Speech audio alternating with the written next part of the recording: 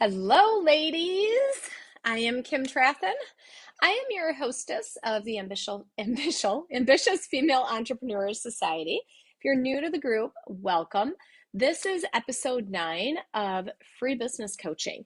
So, in case you're confused or wondering if it's two different things, I changed the name of it. And my plan going forward, you will see this for consistency, is that you will see me coming live into this group Wednesdays at 12 o'clock Eastern Time, which it is right now, with free live business coaching. The goal of the free business coaching is to help all of you hit 100K and beyond in your businesses. The replays will stay up in the group, and these are loaded onto my website and sent out to my email list on Fridays. So if you are new to my community, I am Kim Trathen. I am a business coach for female entrepreneurs. And I went from being a corporate rule follower over to a rogue rebel entrepreneur. I have since left my corporate job. I scaled to 6 figures while still working in corporate. I have since left my corporate job and spend my days full time taking care of my amazing, stinky, loud boys and helping women scale their businesses. So the goal with Free Life Business Coaching is to give you all the tips and tools that you need to spot what's currently going on in your business so that you can start seeing higher levels of success. Today, we are talking about the pitfalls of expecting success. And this is something that I see a lot of women get a couple things confused. So we're going to talk about these on the call. You might want to grab a pen and paper. This one isn't quite as workshop-y as some of the other training sessions are, but it's going to be really important that with all of these episodes with free business coaching, with all of the trainings, that you really take an honest look at what's going on inside your brain, your body, and your business, because these are all of the elements and components to scaling a business. So let's dive in. I have some notes here I'm going to refer to. Feel free to drop any questions. If I don't answer them on the live stream, I will be answering them later on. So if you have any specific questions about something that you've experienced in your business that applies to this, go ahead and drop them. I will respond to you. So entrepreneurs love to talk about goal setting, and goal setting is really good. Mindset is also important, and having a positive mindset, a positive outlook is also really important to scaling your business. The problem is that people start to confuse goal setting and having a positive mindset, and they cross into expecting success.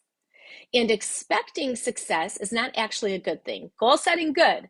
Having a positive mindset, also good. And we're going to break these down because expecting success often leads to disappointment and prolonging success.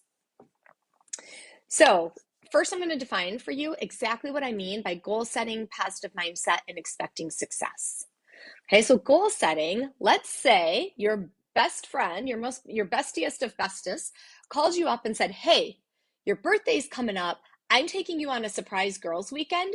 Go pack your bag. And you're like, oh my God, this is going to be so fun. This is going to be so amazing. And you go and you pack your suitcase. And you have no idea where you're going. So you pack everything from your winter boots to your bikini. You just throw it all in one bag. She says she's picking you up at noon. She pulls up, you hop in the car, and you're like, I'm so excited. Where are we going? And she's like, I have no idea.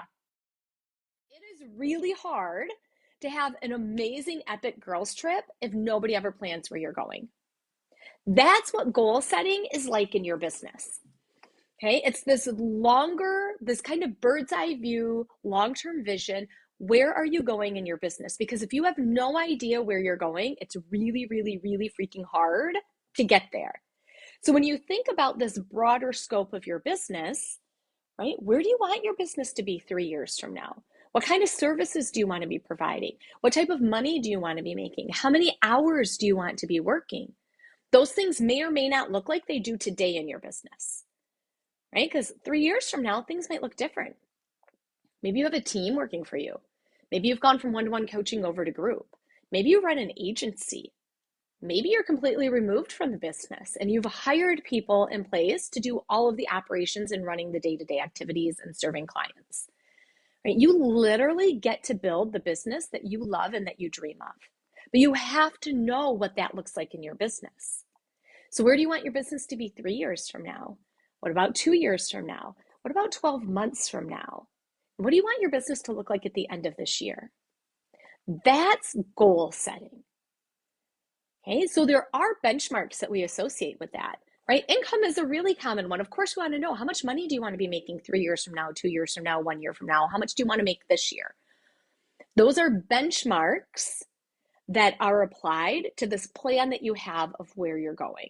It's kind of like if it was the Epic Girls Weekend, you would know exactly where you're going, but you also know how long you're going to stay at each of those places, right? In business, you want to know where you're going and about how much money you want to be making at each stage of it. So goal setting, where are you going in the future? And have some of those benchmarks written down for yourself. There is a large number of women that I've talked to that don't have this type of plan set for their business. You are not alone if this is you. I think I actually have it on the calendar for November. I don't have it all in front of me right now. I am going to be doing one of our free business coaching sessions is going to be about setting this type of goal setting in your 3-year plan in your business. So that's what I'm talking about with goal setting. Goal setting is incredibly important and very good to do inside your business. Mindset. Okay. We often talk about how important mindset is because literally your mindset can make or break your business. Successful entrepreneurs think and act differently than struggling entrepreneurs do. And it doesn't mean that having a positive mindset doesn't mean that you're stuffing things down or putting on blinders or pretending that bad things don't happen. Having a successful mindset does not mean you avoid risking failure. This is one of the biggest differences that I see between successful and struggling entrepreneurs.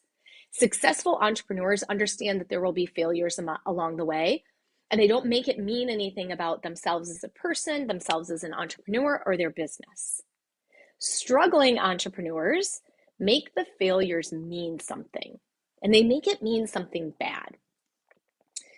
Okay, successful entrepreneurs having a positive mindset, it just means you know how to manage your brain when there is a failure. Okay, it's a really important difference. So this might look like if you take a successful entrepreneur and they decide they're going to launch a new program and it doesn't sell, a successful entrepreneur is going to like put on their investigator cap and be like, okay, that didn't sell. Why didn't they sell? Let's figure it out. What I often see with struggling entrepreneurs is they launch something and it doesn't sell and they spiral from there. Oh no, I don't know how to talk to people. I don't know how to market. Nobody wants to buy from me. Nobody's going to pay that price to work with me. I'm not worth it. My program isn't worth it. And they spiral into this hole. Successful people are looking at it from more of an analytical view, like, okay, let's dive in and figure out what happened and what are we going to do differently next time. There's a really, really big difference in how you feel about your business when you can assess any outcomes, good and bad, and just assess it of like, okay, let's figure out what happened and what are we going to do differently next time. The mistake that I see women make, the reason I wanted to offer this training session on expecting success is because what I see a lot of women do is they've set goals in their business. Okay, maybe they know how much money they want to make this year. They set a goal and then they want to have a positive mindset about it. And they start to confuse that to mean they have to expect everything to be successful in order to be a successful entrepreneur. It's like the muddies of the river, the water of the rivers start running onto the banks and everything just gets muddy and you can no longer see like what was a goal and what am I expecting to have happen. So when you expect success, the number one thing that changes is how you're viewing the outcomes.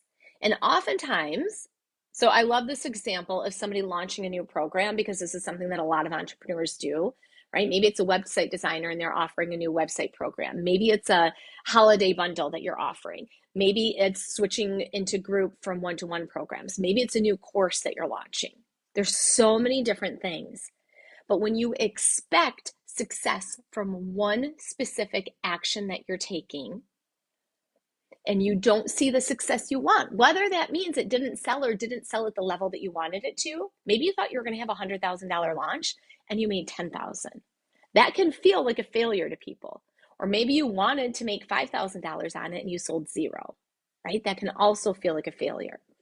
The difference is that when you have actually expected success, not just set a goal, not stayed curious to see what happens and analytical, like let's just investigate it. When you expect success and you don't see the level of success that you wanted to see, the number one emotion that women feel is disappointment. They're disappointed that they did not see the success. They didn't make the money. They didn't sign the clients. They didn't see the level of success that they wanted to.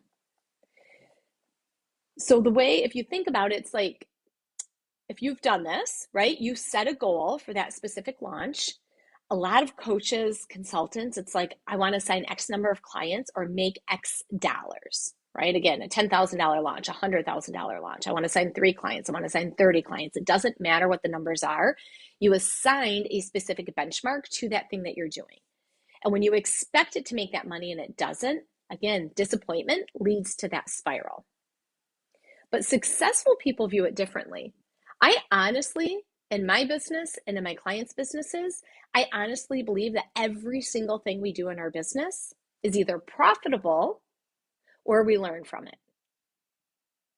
Either way, if something is learned and now you know what you're going to do differently next time, that is a different level of success. It's kind of one of the intangibles.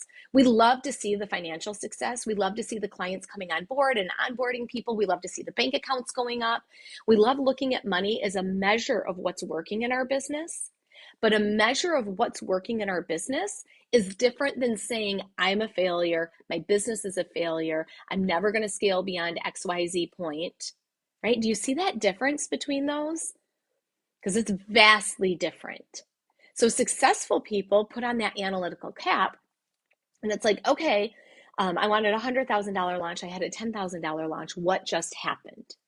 Even if a successful entrepreneur launched something, let's say they're already making 6 figures and they launch something that doesn't sell. Okay, they're going to view that differently with their analytical cap on because they're not making it mean anything about their future success. That's one of the biggest differences between struggling entrepreneurs is that struggling entrepreneurs take any perceived failure or financial failure and they think it means something about their future success. They think it's some prediction of what they're going to see in the future. Instead of acknowledging, if I learn from this today, I get to decide what's going to happen in the future. Successful entrepreneurs view failures differently. And this is what it really comes down to with having a positive mindset. A positive mindset, again, doesn't mean we're putting on blinders, doesn't mean we're stuffing things down, doesn't mean we're pretending that everything is roses and butterflies when it's not.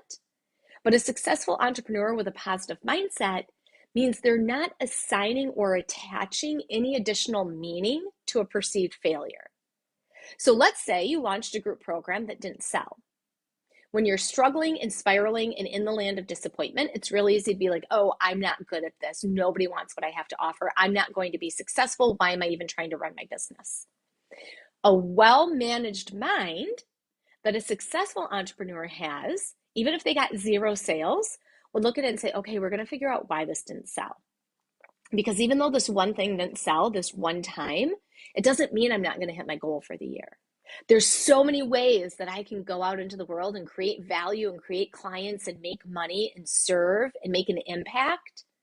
There's so many different ways that I can go out and do it. It's okay that this one thing didn't sell this one time, but I'm going to dive in and figure out why while I keep creating all this other value and doing these other things in my business. Successful entrepreneurs haven't assigned any specific value to that one thing being successful. That one thing is just one thing in their plan, right? So if we think of this analogy of goal setting as like getting in the car, right? And you have to know where you're heading to have this epic girls trip for your birthday. Maybe you stop at one restaurant and they closed because of COVID. It doesn't mean the whole trip is shot. And it doesn't mean you're not going to have an epic time on your girls trip. That's like having one launch fail during the year. And so many women are like, well, that's it. I'm not going to hit my goal for this year. They cave in. They implode. They hide away. They stop creating the value. They stop talking to people. They stop selling because they feel shame, embarrassment, and disappointment. And that is probably the most common example that I can share with you of the difference between how successful entrepreneurs view success, right? Like they view it. Oh, I jotted down some thoughts I wanted to share with you. Where struggling entrepreneurs, when they don't see the financial success they wanted to, they often implode, right? And they think this isn't working. Successful entrepreneurs think things, and you can borrow any of these thoughts, try them on, practice them, see what feels right for you, stretch your brain to grow into this positive mindset territory if this isn't where you naturally live. Spoiler alert, most of us don't naturally live here, and this is actually something that takes work to retrain our brains because very few people grow up in households where there was no drama, no trauma, and everything was done perfectly because our parents were all human, right? So what successful people focus on when they're thinking, I have all these ways that I can add value and make money and create clients and serve and make an impact, they're thinking things like, I know I can help people, right? If you know you can help people, the world needs what you're offering. They think, my clients want what I'm offering, right? There's even a real big difference. I might do a whole separate training on this at some point of thinking my clients need me and thinking my clients want me, right? So successful people are thinking my clients want what I'm offering. They want my help. Successful people look at a perceived failure and they're like, that was interesting. Let's figure out why that happened, right? They often think, I can evaluate this more, right? What stone have I not turned over yet? What have I not investigated? What have I not figured out? What questions are lingering in my own brain about why this launch or this thing didn't sell like I thought it was going to sell? Successful people think, I'm going to figure out why it didn't sell and try again. Struggling entrepreneurs, I see this time and time again. They try to sell something and it doesn't sell, so they switch. And they try to sell something new and it doesn't sell, and so they switch. And they try to sell something new and it doesn't sell, and they switch. And they're like, I've tried courses, I've tried one-to-one, I've tried group, I tried 3 months, I tried 6 months, I tried passive income, and I've made $200. Right? It's because the problem wasn't in what they were offering. The problem was that they gave up as soon as it didn't sell and they never figured out why it wasn't selling.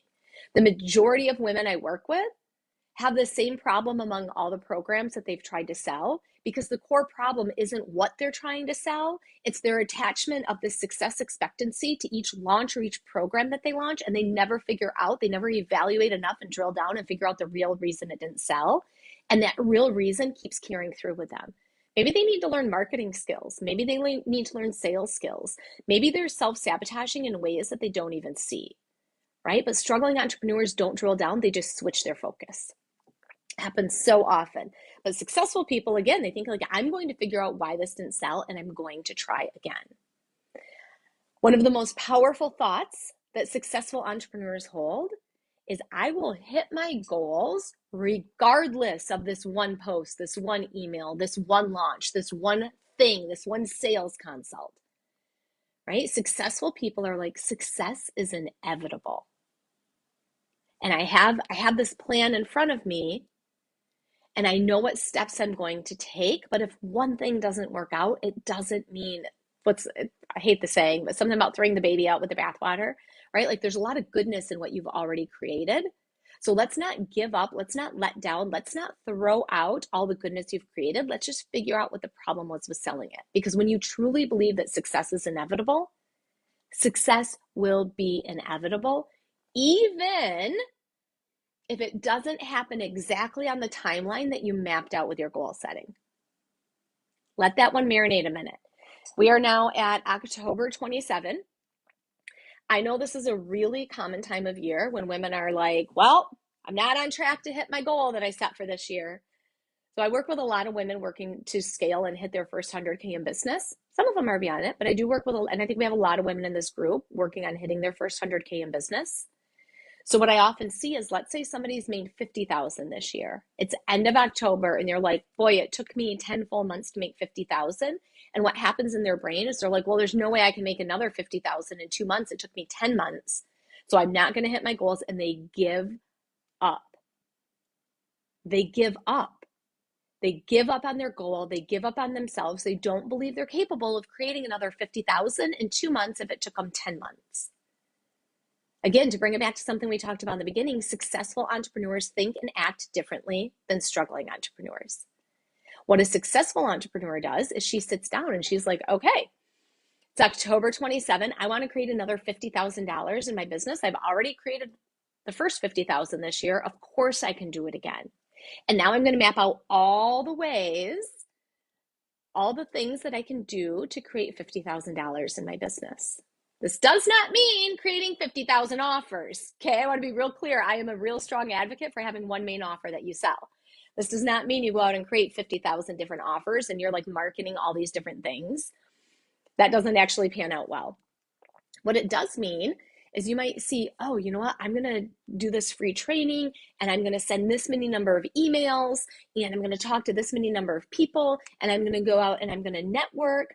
Maybe I'm going to reach out to old clients that might want to work together again. Maybe I'm going to send a special gift to so-and-so, right? There's all different things. Maybe you have a referral source and you're like, you know what? I'm going to take that referral source out to lunch. They used to refer a ton of business to me. It's kind of dwindled down. I'm just going to take them out for lunch. I'm going to talk to her and I'm just going to really focus on building my referral relationships.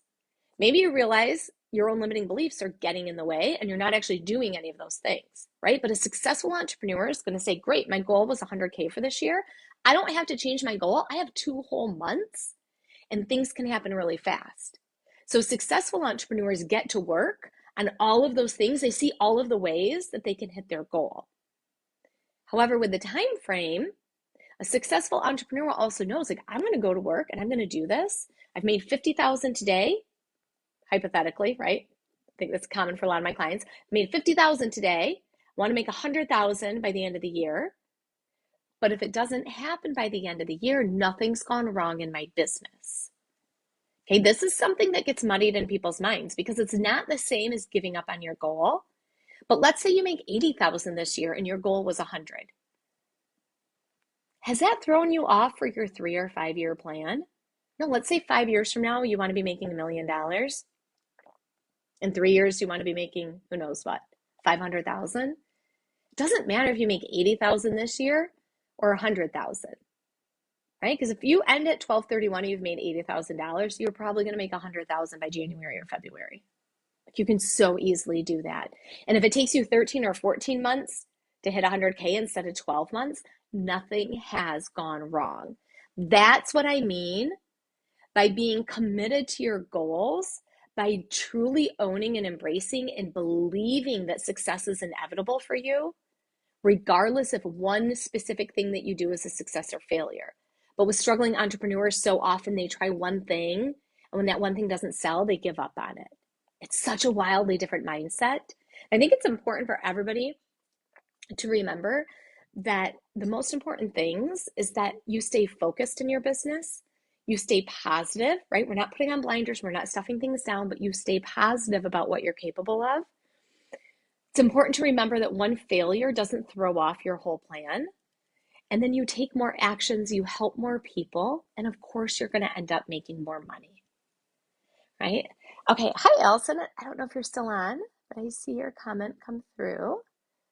Allison said, I created an online course and fell into the trap of thinking it was something about what I was trying to sell and needed instead of figure out why it's not selling. As soon as I thought success was inevitable and finding my soulmate, he walked into my life. Yes, yes. So that same thought, Allison, is exactly what you want to think about your business, right? So, and I love this when we talk about relationships. Like you said, as soon as I thought it was inevitable that I'd find my soulmate, he walked into my life. It's not that you went on one date and you were like, oh, shoot, he wasn't my soulmate. I guess I'll give up. There's no soulmate out there for me, right? It's the same with your business. So if you launched an e-course, right? I want to pull your words here. Let me pull that back up. And you fell into the trap of thinking that it was what you were trying to sell, right? Instead of figuring out why it's not selling. That's huge. Because if you don't know how to sell, so here's a really common one that I see with either e-courses or group programs. What I see so often is coaches or consultants that struggle to sell their one-to-one. So they think if they slash the price to a fraction of what it was one-to-one and try to sell a course, or maybe they slash the price in half and launch a group program, they trick themselves into thinking that that is going to sell their program. And then they're wildly disappointed because they told themselves in the beginning with the one-to-one that the price was the problem. Spoiler alert, price is never the problem. This might be a whole nother training that we do for free business coaching. Okay, they've tricked themselves, they fooled themselves into thinking that the price is why somebody didn't purchase their one-to-one. So they slash the pricing, do an e-course, a self-study e-course or a group program, and then the disappointment is huge when that doesn't sell. Because the reality sets in that it had nothing to do with the price of their one-to-one. There was something else broken or something else that needed to be tweaked or something that they weren't seeing in their process, whether it was mindset, sales, or marketing, right? But there was something broken within that process. And that's where you need to look first, right? If no eyeballs are getting on your landing page for your course, you have a marketing problem. If eyeballs are getting on the landing page and nobody's buying, you have a sales problem. It's so clear and simple, right? With one-to-one, if nobody's reaching out, you have a marketing problem. If you're getting on consults and not closing them, you have a sales problem. And neither of those examples is the problem what you're actually selling. With over 7 billion people in this world, there's actually a buyer out there for everything at every price point. Promise. Hand to God, promise. Pinky promise you that. So that is it. I want you all to remember your success is inevitable and really take a look at what you've been thinking and doing inside your business and where do those shifts need to happen so that you can start hitting that success sooner without giving up on yourself or your business. So that is it for today's free live business coaching. I hope you will take everything that you learned, apply it to your business, and map out exactly what you're going to do and what you want to achieve for these last 2 months of the year. Remember, if growing your business is something you'd like help with, go to kimthebusinesscoach.com. You can read about me and my philosophies. And then if you think you'd like to work together, you can go ahead and click I think it's a red button on my website to book a free consult. We always start with a free call where I'm going to learn in detail what's going on for you and your business. And we're going to make sure and talk about that we are a good fit for each other and talk about what coaching together could actually look like. So if you get started with coaching soon, I coach with my clients for 6 months and it'll carry you all the way into 2022. So go ahead, kimthebusinesscoach.com, connect with me. I am happy to chat with you and figure out if coaching together would be the right fit for you and your business. Have a wonderful week, everybody, and I will see you next week, Wednesday, for episode 10 of Free Live Business Coaching.